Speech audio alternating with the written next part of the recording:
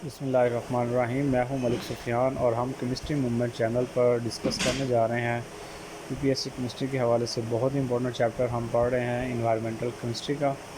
Environmental chemistry में हमने previous video में हमने पहली जो हमारी वीडियो थी उसमें हमने उसकी कुछ बेसिक और ट्रोपोस्फेयर पोल्यूशन के बारे में पढ़ा था। Now we will discuss about the stratospheric pollution. Stratospheric pollution से पहले मैं आपको ये एक बात बता दूं कि स्ट्रेटोस्फेयर जो होती है वो 10 किलोमीटर से लेकर 50 किलोमीटर तक उसकी जो होती है वो लिमिट होती है, यहाँ तक स्ट्रेटोस्फेरिक लेयर आती है।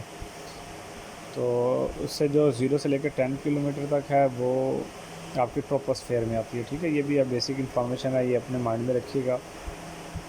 स्ट्रेटोस्फेयर पोल्यूशन के बारे में हम ज़्यादातर जो डिस्कस करते हैं, जो मेन इंपॉर्टेंट हमारे पास चीज़ है वो है ओजोन लेयर। ओजोन हम किसे कहते हैं? ओजोन का नाम है ऑक्सीजन के 3 मॉलिक्यूल्स का कंबाइंड फॉर्म में मौजूद होना ओजोन कहलाता है। ओजोन कैसे बनती है वो मैं आपको बता दूं कि आपके पास जो सूर्य की से जो शुआएँ आती हैं, अल्ट्रावायलेट रेडिएशन होती हैं, वो ऑक्सीजन के साथ टकराती हैं। टकराने से वो क्या बनाती हैं? उनके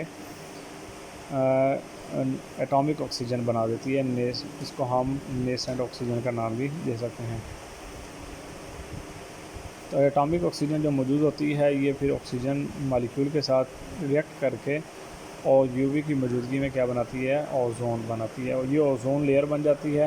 ये फिर यानी कि ये यूवी रेज़ को क्या कर रही है? रोक रही है। इस प्रोसेस से यूवी रेडिएशन हमारे पास नीचे नहीं आ पाती और वो क्या बनाने में लग जाती है? O3 बनाने में लग जाती है अगर ऑक्सीजन ऊपर मौजूद है। तो ओजोन लेयर का हमारे पास फ़ायदा यही है कि अल्ट्रावायलेट रेडिएशन वगैरह और इस तरह की जो हार्मफुल रेडिएशन है वो ज़मीन पर नहीं आ पाती, डायरेक्ट वो ऊपर ओजोन लेयर तक ही मौजूद रहती हैं। इसको हम ओजोन लेयर का नाम देते हैं। ओजोन लेयर अगर होल बन जाता है, ये डिप्लीट होना शुरू हो जाता है, तो इसको हम लोग कैसे इसके क्या नुकसान हो सकते हैं वो मैं आपको इसमें एक बता देता हूँ कि म्यूटेशन ऑफ सेल्स में एक चेंजिंग आ सकती है जो आपके लिए हार्मफुल हो सकती है, बायोलॉजिकली हार्मफुल हो सकती है। इम्यूनिटी सिस्टम जो है वो वीक हो जाता है, स्किन कैंसर का खदशा हो जाता है। फाइटोप्लैंक्टन जो कि हमारे पास फूड चेन का जो एक सिस्टम है उसके ऊपर इफ़ेक्ट पड़ेगा, उसकी ग्रोथ पर इफ़ेक्ट पड़ेगा, उसको इफेक्ट होगा तो फ़िश की जो प्रोडक्टिविटी होती है वो भी क्या हो जाएगी? कम हो जाएगी। इस तरह और बहुत सारे ओजोन लेयर डिप्लीशन के इफ़ेक्ट मौजूद हैं जो आप उसको मज़ीद डिटेल में भी स्टडी कर सकते हैं। ओजोन डिप्लीशन जो है ये दो वजूहात की वजह से होती है। तो ऐसे जो ओजोन डिप्लीशन का सबब बनते हैं उनको हम ओजोन डिप्लीशन के मटेरियल या फिर सब्सटेंसेस का नाम देते हैं। इसमें क्लोरोफ्लोरोकार्बन और दूसरा नाइट्रोजन के ऑक्साइड मौजूद होते हैं। ठीक है, ये दो आपके बड़े रीज़न हैं जिसकी वजह से ओजोन की डिप्लीशन हो रही है। क्लोरोफ्लोरोकार्बन के बारे में कहा जाता है, इनको फ्रियोन्स भी कहा जाता है, और ये रेफ्रिजरेटर, एसी, आपके इस तरह के जो कूलिंग एजेंट्स वगैरह होते हैं उनसे जो उनमें जो गैसेज यूज़ की जाती हैं उसमें क्लोरोफ्लोरोकार्बन होते हैं, वो वहाँ से जब रिलीज़ होती हैं तो वो ओजोन डिप्लीशन का सबब बनती हैं। इनके बारे में कहा यह जाता है ये जो गैसेज होती हैं ये नॉन रिएक्टिव होती हैं, नॉन फ्लेमेबल होती हैं, नॉन टॉक्सिक होती हैं ऑर्गेनिक कंपाउंड की। लेकिन जब ये आपके पास हवा में जाते हैं तो ये क्लोरोफ्लोरोकार्बन क्या करती है? ये अपने क्लोरीन का रेडिकल बनाती है और इसी तरह ClCl2 ये रेडिकल बनाती है। ये रेडिकल ऑक्सीजन के साथ रिएक्ट करते हैं तो ये क्या बनाते हैं? ClO ऑक्साइड, क्लोरीन मोनोऑक्साइड बनाते हैं, ओजोन ऑक्सीजन। अब ये ओजोन अगर डिप्लीट होती रहेगी तो आपके वो लेयर कम होती जाएगी। जब वो डिप्लीट होगी तो लाजमी बात है वो सारे इफेक्ट जो है ना वो स्टार्ट होना शुरू हो जाएंगे। क्लोरीन मोनोऑक्साइड ऑक्सीजन रेडिकल साथ मिलकर क्लोरीन बना रही है, देखिए फिर क्लोरीन बन गया रेडिकल, ये क्लोरीन का रेडिकल फिर ओजोन के साथ रिएक्ट करेगा और फिर क्या बनाएगा? Chlorine monoxide. तो ये प्रोसेस जो है वो चेन से बनती रहती है जब तक हमारे पास ये क्लोरोफ्लोरोकार्बन वगैरह इस तरह गैसें जा रही हैं, तो ये प्रोसेस होता रहेगा, ओजोन की डिप्लीशन जारी रहेगी।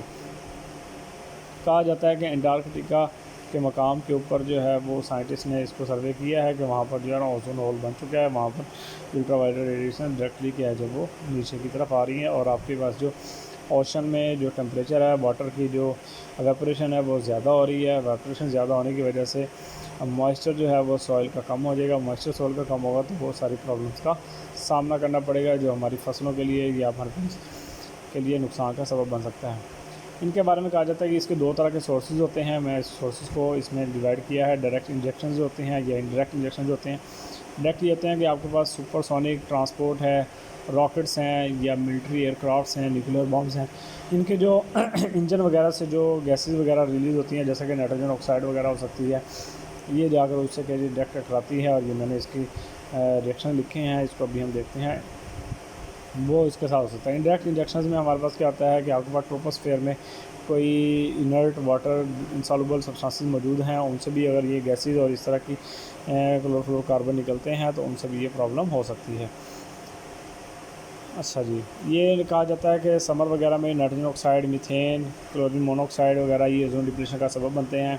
ये मैंने नाइट्रोजन ऑक्साइड की जो रिएक्शन है जो कि ओजोन डिप्लीशन का फॉसल बनता है, कहते हैं ये नाइट्रोजन ऑक्साइड जो है वो फॉसल फ्यूल के जलने से, नाइट्रोजन फर्टिलाइज़र से, ये एयर क्लाउड्स के इंजन से, एग्जॉस्ट गैसेस जो इनकी होती हैं उनसे ये रिलीज़ होते हैं।